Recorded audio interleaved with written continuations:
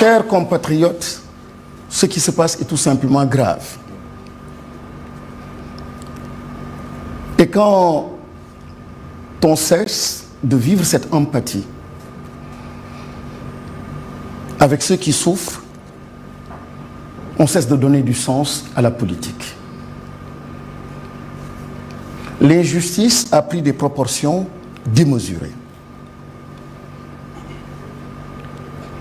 L'état de notre démocratie est arrivé à un niveau extrêmement bas en Afrique et dans le monde. Et si nous devons continuer ainsi, au-delà de ces élections ou de cette élection, ce qui attend le Sénégal n'augure rien de bon. Chers compatriotes, en revenant encore une fois sur cette grande question de la responsabilité, nous sommes tous interpellés. L'heure est grave, comme on dit, et le contexte actuel appelle chacun de nous, la responsabilité de chacun de nous, un engagement extrêmement profond, une solidarité, une mobilisation pour sauver la nation, sauver le pays.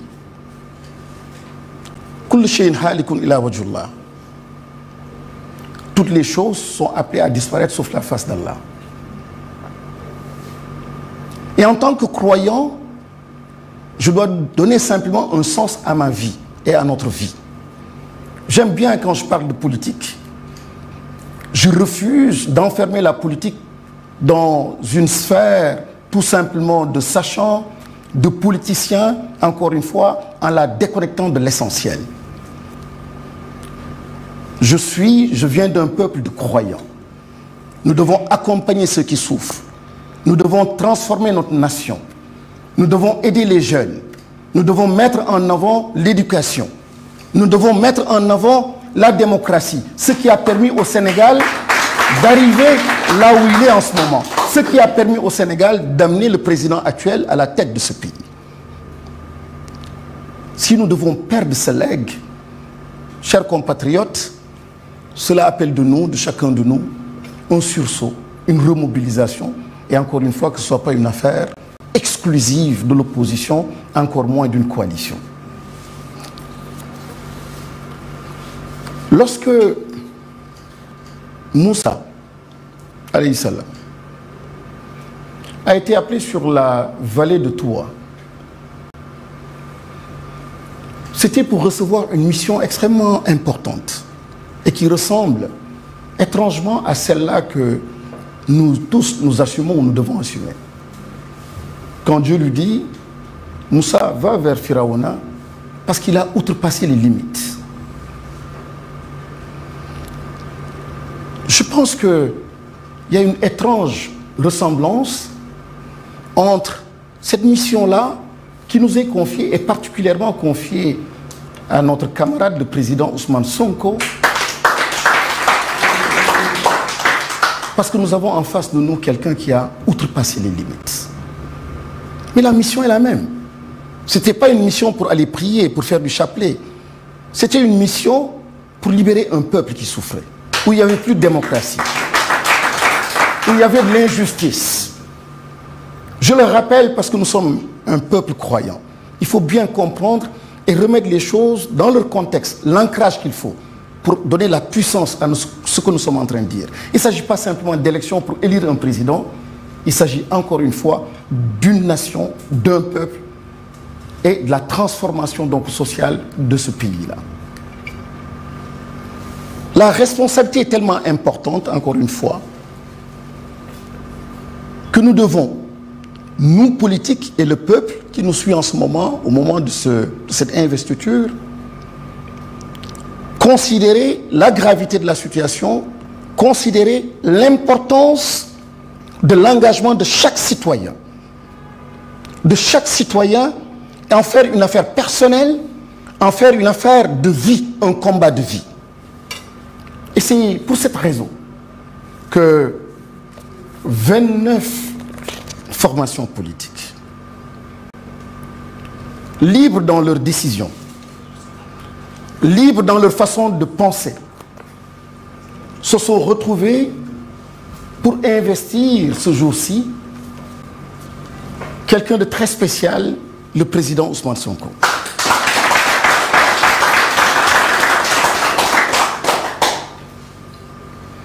Le président Ousmane Sonko,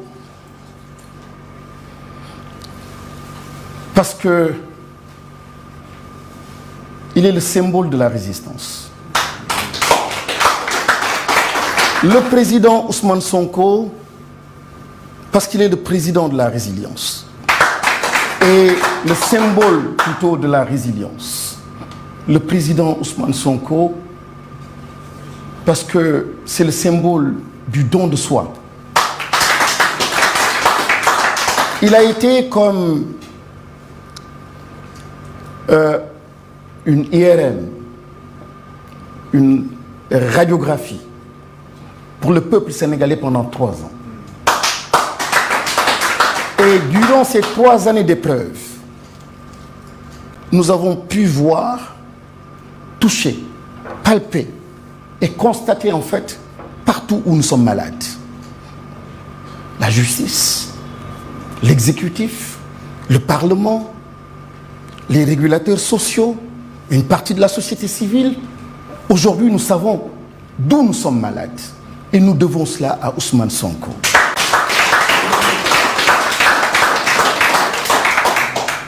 Donc nous, membres de la coalition Sonko Président 2024, nous avons l'insigne honneur de porter aujourd'hui l'investiture de notre frère, de notre camarade, le président Ousmane Sonko. Si nous mesurons pleinement la portée de l'acte, il faut reconnaître que la charge symbolique est encore plus forte avec une portée hautement historique, dépassant largement nos frontières. Il nous faut ainsi assumer l'exaltante et redoutable tâche d'investir un grand leader panafricain, un digne fils du Sénégal, un grand patriote convaincu qui est symbole de l'éveil et du réveil et de l'envol du phénix africain. Nous avons nommé le président Ousmane Sonko. Nous voudrions le faire avec force, avec fidélité, honnêteté, sincérité, mais surtout par devoir de loyauté, dans le combat patriotique pour un Sénégal debout, meilleur et prospère. Nous le faisons aussi en la mémoire de tous les soldats du patriotisme, de la démocratie et des libertés, à tous ceux qui sont tombés sur le champ d'honneur, tous ceux qui ont été privés de liberté parce qu'ils défendaient aussi des libertés. Nous en appelons au sens de la responsabilité de tous pour que leur sacrifice ne soit jamais oublié. À leurs familles, leurs parents, nous transmettons nos pensées, nos prières et notre gratitude. La seule véritable reconnaissance que nous pouvons leur rendre, c'est de libérer le Sénégal du joug des fossoyeurs de la République. C'est de libérer le Sénégal du joug des autocrates, des autoritaires. La seule façon de leur être reconnaissant, c'est d'aller dans le sens d'une véritable mobilisation pour une construction d'un État de droit respectueux des libertés et garantissant une bonne gouvernance démocratique. Considérant que l'investiture officielle d'un candidat par une coalition de partis politiques constitue une démarche démocratique, et cela à la simple lecture des dispositions de la Constitution et du Code électoral, considérant qu'en vertu des articles 4 et 29 de la Constitution et L121 du Code électoral, l'investiture officielle d'un candidat à l'élection présidentielle par une coalition de partis politiques est une des options préalables et nécessaires pour être candidat à la présidence de la République. Considérant que le prix de la procédure d'investiture du président Ousmane Sonko tient au principe de légitimité et de légalité, et ce dans un contexte de discrédit et de déliquescence de l'état de droit et des institutions, voire plus largement de l'action publique, considérant que la cérémonie d'investiture du président Ousmane Sonko présente une spécificité qui découle d'une aspiration profonde du peuple sénégalais, mais aussi d'un véritable exercice de démocratie interne aux formations politiques et citoyennes initiatrices de cette cérémonie. Considérant que la cérémonie d'investiture du président Ousmane Sonko est une marque attentive ou d'attention plutôt solennelle à tous les courants démocratiques, représentatifs, participatifs, délibératifs, directs, semi-directs et d'opinion. Considérant que cette cérémonie d'investiture du candidat de la coalition Sonko-président, Ousmane Sonko, trouve son origine dans le processus d'investiture effectué par les patriotes le 13 juillet 2023, qui avait réuni au total 1606 suffrages valablement exprimés par l'ensemble des votants au niveau des différentes coordinations départementales et de la diaspora, considérant que les résultats obtenus dépassent toutes les espérances, avec tous les votes en faveur du candidat Ousmane Sonko couronnant le succès inéluctable du leader des patriotes, considérant qu'il y a dès lors lieu de constater que la candidature du président Ousmane Sonko a reçu définitivement dans l'esprit et le cœur des Sénégalais et dans le paysage politique une adhésion commune et massive, considérant que 29 formations politiques présentes, et je commencerai par l'Union des forces patriotiques, l'UFP, de Maître Massokhna Kane. Parmi ces 29, le cadre de réflexion pour un développement intégral du professeur Hamidou Date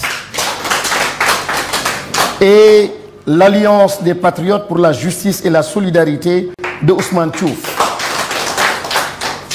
Le mouvement pour une citoyenneté engagée, Andou Nawlé de Mamadou Lamine Dianté, ex-candidat, And Sam Réumi, Ansar de Momar Ndiaye, le mouvement pour la renaissance républicaine M2R de Ousseynou Faye, Manko Tideg de El Cissé,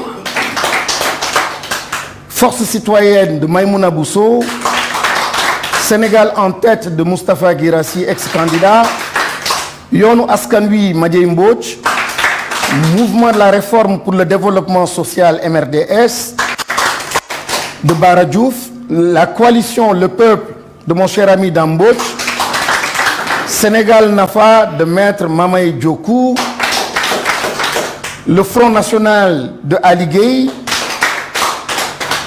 le RPS de Maître Abdi Ndiaye, l'UFD, Union pour le fédéralisme et la démocratie de Dr Mohamed Tete Diédhiou, Waref Oui de Seydou Guissé Sall, le PAS, le Parti africain pour la souveraineté et la solidarité de Serigne Gueye, le Parti conservateur du Sénégal, Alioune Cissé, le grand mouvement citoyen GMC de Ndiaga Ndiaye, Farlou de Baralo, Djotsareo de Bassirou Mbaké, Aïb Dafé, mandataire ex-candidat, Guy Marius Sagnan, ex-candidat, il y a beaucoup de ex, hein?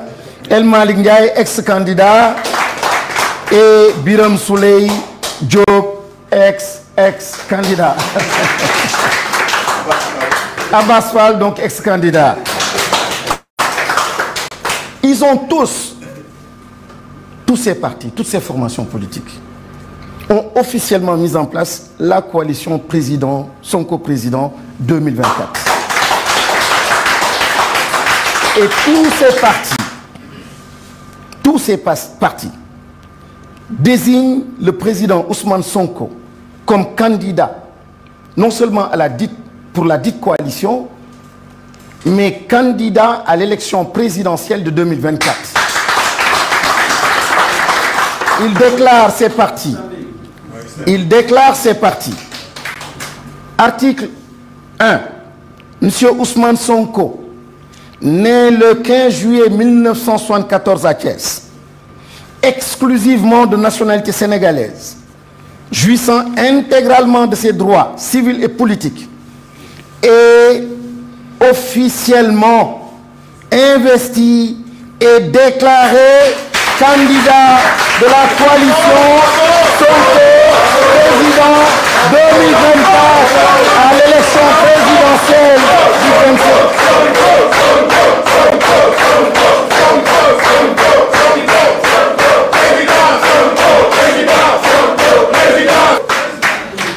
Merci. Et l'article 2, la présente déclaration d'investiture sera consignée dans un PV signé par les membres de la coalition et publié partout où besoin sera. Mais, chers compatriotes, je ne peux pas terminer cette allocution sans m'adresser au Conseil constitutionnel.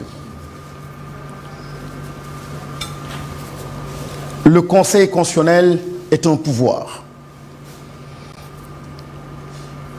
Il ne peut pas aller au-delà de la justice du peuple. Le Conseil constitutionnel ne peut pas être plus juste que le peuple. Le Conseil constitutionnel a le redoutable devoir, la redoutable charge de rééquilibrer les pouvoirs. Le Conseil constitutionnel a la redoutable mission de ramener la paix dans ce pays. Le Conseil constitutionnel a la redoutable mission de redorer le blason de la justice. Je disais tout à l'heure, et la conscience historique, elle est importante. Il y a des juges qui ne sont plus. Il y a des présidents qui ne sont plus. Il y a beaucoup d'êtres humains qui ne sont plus de ce monde. Mais la conscience historique, c'est poser des actes qui pénètrent le futur. C'est poser des actes qui sont durables, qui sont éternels, qui transforment, qui rendent heureux, même après votre vie. Le Conseil constitutionnel a ce redoutable devoir. Il n'a pas le droit de mettre une vérité exclusive, fût-elle celle d'un président en exercice, au-dessus de la vérité de tout un peuple. Le Conseil constitutionnel ne peut pas fouler du pied les décisions de justice qui ont rétabli le droit. Et dans des conditions, dans un contexte extrêmement difficile, mais le droit a été dit. La justice s'est relevée au nom de la dignité du peuple, redonner au peuple sénégalais toute sa dignité et toute sa fierté. La justice nous a permis de revivre ces moments. Et ce Conseil constitutionnel, nous attendons cela encore du Conseil constitutionnel, jusque le droit soit dit. L'avenir dépend de ce Conseil constitutionnel. La paix dépend de la décision du Conseil constitutionnel. On ne peut menacer une institution judiciaire, loin de moi cette idée. Mais je me réserve le droit de dire ce que je pense être mon droit et ma part de vérité. Et ma part de vérité, c'est que le droit a été dit. Ma part de vérité, c'est qu'une joute électorale sans le président Ousmane Sonko rendrait illégitime pour 5 ans encore tout autre président qui serait installé. Une joute électorale sans la participation du président Ousmane Sonko voudrait tout simplement dire que le processus électoral est vicié et que le peuple peut se réserver le droit de refuser tout scrutin, tout résultat qui serait issu de ce vote-là si le président Ousmane Sonko n'était pas candidat. J'ai du respect pour nos institutions. Et très sérieusement, très sincèrement, je respecte ma justice. Je sais que le droit sera dit. Je sais que le droit sera dit. Et je sais qu'à la tête de cette institution, ils sont des Sénégalais comme nous. Les mêmes valeurs de dignité, de job. Les mêmes valeurs de croyants